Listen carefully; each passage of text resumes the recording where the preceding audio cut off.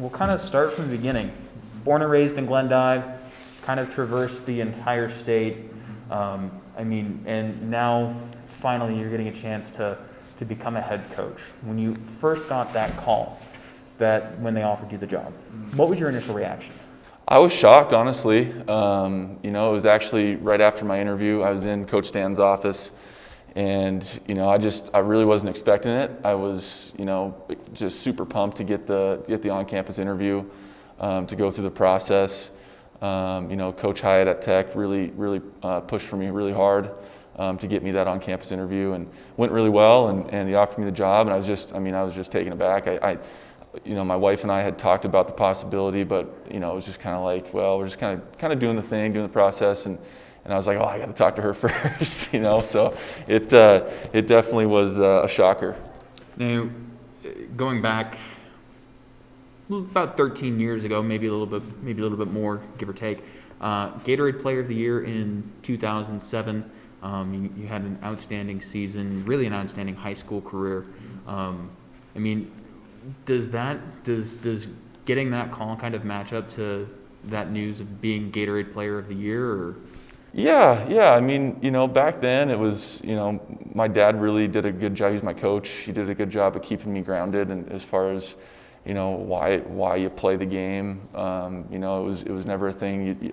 I never went out to play for awards or play for stats or anything like that. And that was a really awesome deal, just to be, kind of validated for all the hard work and stuff like that. And this, I think, the coaching side of it was a little bit more shocking, a little bit more surreal, just because how hard it is to get jobs, and just feel super fortunate and super grateful for the opportunity. From Glendive, you moved to Missoula, play for the Grizz under Wayne Tinkle, who is an obvious connection between you and Kurt Paulson. Paulson, coaching under him at Oregon State, you playing for him. How has Tinkle influenced you, not just as a player, but also as a coach? Well, definitely I notice a ton of the same verbiage that I use to even now. I've played for other coaches, and I worked under another coach, and I still see a lot of the same things that Coach Tinkle was preaching and talking about, and the way he coached, and the way he just connected with you off the floor. I use a lot of that stuff, and the same goes for all the assistants and coaches that I've played or coached under. I've tried to just pull pieces from everybody, and Coach Tinkle was definitely one of those guys. And funny enough, Kurt was actually our grad assistant when I was a player, so I've known Kurt for a long time, and it's a really cool connection to be able to now coach against him. Going from, so you're playing in Missoula for the Grizz, and then you graduate, you go to Germany, you play for the Gotha or Oettinger Rockets. Yeah, I was gonna say I'm gonna butcher that completely. So you get the opportunity to play professionally overseas, and that seems to be a relatively common thing for post-college players to do. What was your experience like playing in Germany for those 2 years? It was awesome. End of the day, it was an awesome experience. I didn't play as much as I'd like to. It didn't go on the floor as well as I would have liked. But the whole experience in general, I met guys over there that I still talk to today.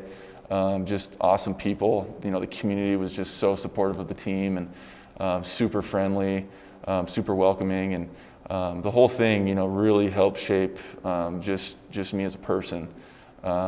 It's tough being away from your family for that long at a time. It's hard to be in a place where a lot of people don't speak English, and you kind of got to work through that. So it definitely helped me grow as a person, and I was just super thankful for that opportunity as well. I've just been really fortunate, with a lot of different things, and that was definitely an experience that I treasure. Coming back from Germany, how did you take any time off from the game before you got into coaching, or was it basically you finish up overseas, you come back, and was it right into it, or what was the timeline like? Yeah, so I came back, and that end of my second year over there, I got hurt, had another ankle injury, and I wanted to keep playing. So I tried to rehab that as best I could, saw some specialists, tried to get it 100%. I ended up helping assist at Billings West under Kelly Dara, and helping him for half a season with their team. And then I was trying to go back overseas. I signed a contract in Denmark, and it just fell through towards the into the fall. And I had already sat out for a season, so it just was dragging on, and I wasn't finding the right opportunity. So I ended up going back to Missoula, just getting a job in town. And then I started connecting with some coaches that I played for. Andy Hill down at Utah, who was one of my assistants at Montana, and really he was the connection to Coach Hyatt at Tech. So it was probably a year and a half, 2 years before, from when I played to when I got back into it. So you were an assistant at Billings West, and then you move on to Montana Tech. Being an assistant at a Frontier Conference school for the NAI, and then moving to a head coaching position now, what are some of the key differences? As an assistant, in my role at Montana Tech, it was pretty much handling everything that goes along with the program. Coach Hyatt, and I thank him for it, really put a lot on my plate, and it was a really good experience to handle all of the recruiting, to handle all the travel, all of the preparation, all that kind of stuff that goes into just managing a team. He put a lot on me because I think he saw that I could handle it, and that really prepared me for moving over to the next spot. And the key difference from the assistant to the head coach, for me, the biggest struggle has just been, getting my staff organized. Now, I was good at organizing myself, but now it's delegating some other things, and that's where it's been a little bit of a transition for me. And that's something that I'm definitely trying to work on and get better at. And that was actually going to be my next question. Was, as an assistant, you had so much on your plate, and now as a head coach, do you still have all that on your plate while still trying to manage a basketball team, or how is that working out in your year? Yeah, there's a lot more decisions that I have to make now, and there's other stuff that goes along with being a head coach, as far as handling stuff with the athletic department, as far working with the AD and things like that, and really making the decisions. But it's helped because the two assistants I got were just they're younger guys, and they're just really hungry to learn and do a good job, and they do a great job. So they've really helped my transition by taking some things off of my plate, moving forward. But yeah, I'm still, at the start I was stuck in that kind of assistant mindset, so I was worried about everything when I probably didn't have to worry about everything.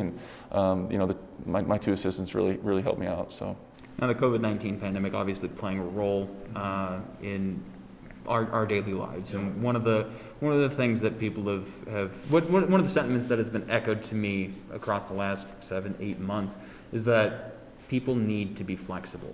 How has that been the case for you guys? Yeah, definitely. It's been a big thing where we tell our guys, you need to be able to manage the chaos just mentally. There's going to be days where we don't have everybody in practice.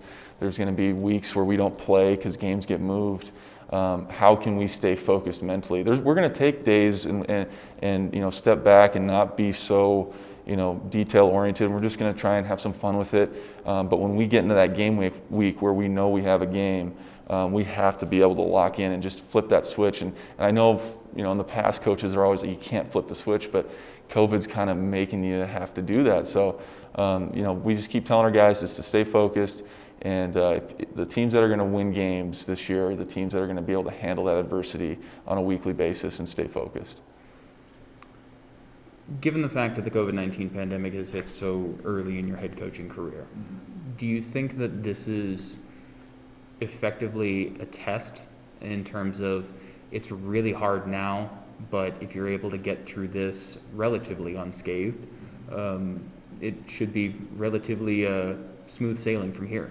Yeah, I'm taking it day by day. I'm not trying to look towards next year or anything like that. We're just trying to get this group of guys the best experience they can have this year. We have 4 seniors. They gave the year back to everybody, but that doesn't mean that these 4 seniors are going to want to come back. They might graduate and want to move on with their lives. So we want to make sure we give them the best experience we can, as long as we're following the rules and doing everything that we're supposed to do. And our guys have been really focused. They've been great. I mean, I walked into a team that it was already set. None of these guys, I didn't recruit any of these guys. There was 3 returners that played minutes last year. So it was really a brand new group of guys coming together, and they've just been awesome. They've been, exceeded my expectations of what I thought I was walking into, and they're super focused, and they're just a great group to be around. As a coach, what mark do you want to leave, not just on a program, but on your players? Yeah, I think I've thought about that quite a bit, and I think it's when a guy leaves my program, I just want him to be able to say that coach cared. He cared about him as a person, as a player, just a student, everything. A guy leaves our program, he felt like he was cared for, and that's really what I've felt like as a player at Montana. That's what I felt, all the successful coaches I've ever been around were. My Uncle Robin, my dad, they all cared about, their players as, players and people. And that's the mark I want to leave on each one of these players. Now, you mentioned it, your dad, your uncle, relatively, coaching effectively runs in the family. Do you find yourself comparing yourself to them, or is this something that you've kind of set out to effectively blaze your own trail? Yeah, I've definitely blazed my own trail. I'm not getting 900 wins. That's probably just not going to happen. It's just I just want to. They're day to day. How they carried themselves, how they treated people. That's what I want to take from them. Records, whatever else, anything like that. I don't think about anything like that. It's one day at a time. How can we get better today? How can I make these players, if they come into practice with a bad day, how can I make that a good day for them? You know what I mean? That's what I'm focused on, is just the day-to-day process, the week-to-week, that type of stuff. So. You making the move to North Dakota, I have to ask at least one personal question. That's just the way I roll. I mean, do you find yourself missing Montana, or is North Dakota sufficient enough? It's great. I love it. I got a lot of family in North Dakota. My mom's from there. I was actually born in Minot. I don't have a problem with it. My wife's born and raised in Missoula, so she's getting used to it. But without all the mountains. But I like it. My parents are 90 minutes away. We had a couple weeks off. I went over and did some hunting in Glendive, and it's been fun. It's been fun to be back over in this area, and I don't think there's a bad place in Montana. So I'm 90 minutes from Montana. If I need to get my Montana fix, I can buzz over real quick. So.